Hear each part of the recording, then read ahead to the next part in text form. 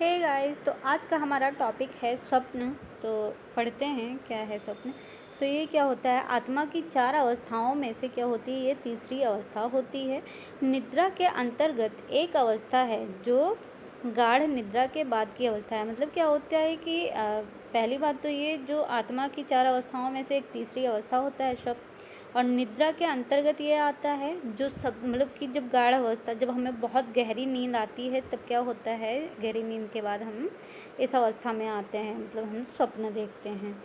फिर बात करते हैं, इस अवस्था में वायु और रजोगुण कार्य करते हैं। मतलब कि ये जो अवस्था होती है स्वप्न, इस अवस्था में क्या करता है कि वायु और रजोगुण क्या होता है, ये कार्य करते हैं। फिर क्या है, असाध्य, अप्राप्य या असंभव वस्तु या क्रिया का स्वरूप ही स्वप्न है। मतलब इसमें क्या होता है कि जो असाध्य होता है या फिर अप्राप्य होता है, मतलब जिसको हम प्राप्त नहीं किए हैं, और असंभव मतलब जो चीज़ असंभव हो, असंभव वस्तु या फिर क्रिया जो होती है उसी का स्वरूप क्या होता है, स्वप्न होता है। जो चीज़ हम नहीं कर पाते हैं उसको हम स्वप्न में करते हैं।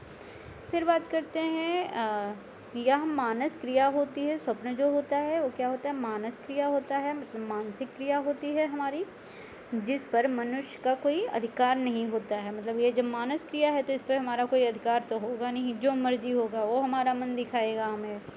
फिर क्या है, मानसिक ऐशा और कामना का अमूर्त स्वरूप है। मतलब ये क्या होता है, स्वप्न तो ये मानसिक ऐशा और कामना जो होती है उसका अमूर्त स्वरूप होता है, मतलब जिसका कोई आकार नहीं होता है।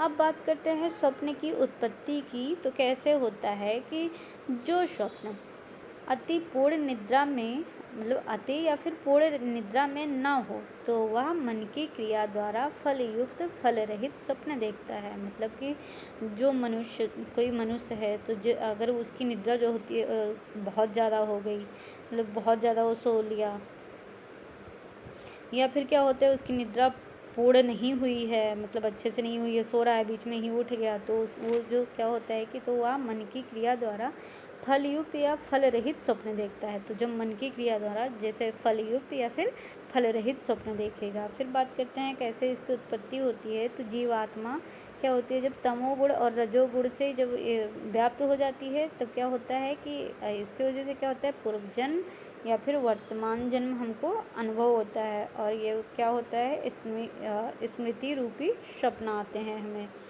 मतलब क्या होता है कि जीवात्मा जो होता है उसके अंदर तमोगुण और रजोगुण जब मतलब कि प्रधान हो जाते हैं, तो उससे या तो हम पूर्व जन्म के सपने देखेंगे या फिर वर्तमान जन्म में जो भी हम अनुभव कर रहे हैं वो चीज़ें हमारे सपनों में आएंगी। उससे क्या होता है, स्मृति रूपी हमें स्वप्न आते हैं। फिर बात करते हैं स्वप्न के प्रकार की। तो क्या है, दृष्टतम, श्रुतम, अनुभूतम व पार्थितम कल्पितम तथा भावी दोषजम चयो स्वप्नम सप्तविध विदु। मतलब क्या होता है कि दृष्टम, दृष्टम क्या होता है, दृष्ट मतलब क्या होता है, जागृत अवस्था में देखी गई वस्तुओं का स्वप्न। मतलब जब हम जगते हैं तो जो जो वस्तु हम देखेंगे वही वस्तु क्या होती हैं, जो जो चीज़ें देखेंगे वो क्या होती हैं, हमारी सपने में आती हैं, तो वो क्या हो गया, दृष्ट हो गया। श्रुत, श्रुत क्या होता है कि जागृत अवस्था में सुनी बातों का स्वप्न। मतलब कि जब हम श्रुत में क्या होता है कि जब हम जाग रहे होते हैं तो उसमें कोई व्यक्ति कुछ भी कह रहा है तो क्या होता है, जो बातें हम सुन रहे होते हैं वही सारी चीज़ें हम कब देखते हैं, सपने में देखते हैं। अनुभूत, अनुभूत क्या होता है, तो अन्य इंद्रियों द्वारा अनुभूत विषयों का स्वप्न। मतलब जो अन्य इंद्रियां होती हैं उनके द्वारा, जो इंद्रियां होती हैं जो उनके द्वारा क्या होता है, अनुभूति की जाती है, जो जो वो मतलब कि सेंस करती हैं, वो चीज़ें क्या होती हैं, हमारे स्वप्न में आती हैं। फिर बात करते हैं पार्थित। मतलब पार्थित क्या होता है कि जिस वस्तु की इच्छा हो वह उसका स्वप्न। मतलब कि अगर मान लो कि किसी की कोई इच्छा है, कोई मतलब कि डॉक्टर बनना सोच रहा है, तो उससे क्या हो रहा है कि वो उसका सपना देख रहा है कि हाँ मैं डॉक्टर बन गया हूँ। फिर कल्पित, कल्पित में क्या होता है कि पूर्व जन्म में कल्पना की गई वस्तु का स्वप्न। मतलब कि पूर्व में कल्पना की गई वस्तु का स्वप्न। कल्पित मतलब क्या होता है कि कल्पना, कल्पना मतलब क्या होता है कि पूर्व में, मतलब कि पहले ही इंसान क्या करता है कि कोई किसी चीज़ की कल्पना कर रहा है, जैसे कि मान लो कि कोई इंसान है, वो क्या कह रहा है कि मैं तो ये वाली गाड़ी लूँगा, तो फिर वो क्या हो गया पूर्व में, मतलब पहले ही चीज़ें उसके पास गाड़ी है नहीं, वो सोच रहा है लेने के लिए, तो उसका वो स्वप्न देखता है, तो वो क्या हो गया कल्पित हो गया।